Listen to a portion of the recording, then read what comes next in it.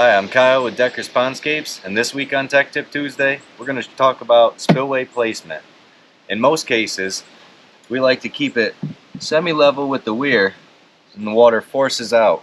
But in this instance, we're going to drop it back and down so it wells up like a natural spring. Let's get this thing dug out and show you how we do it. We're going to start by peeling back this liner and dig out our spot for the spillway.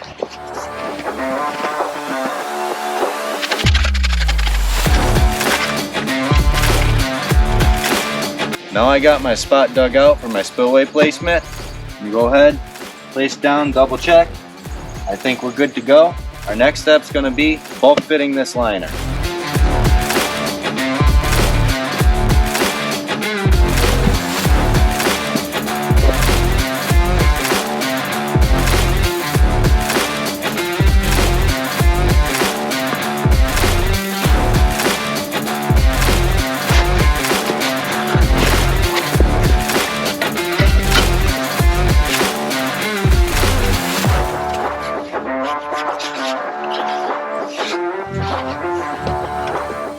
So what we got going on here is our bulk fitting placement. We actually cut out a hole for the 2-inch line, and now we're going to reinforce this whole area with a patch.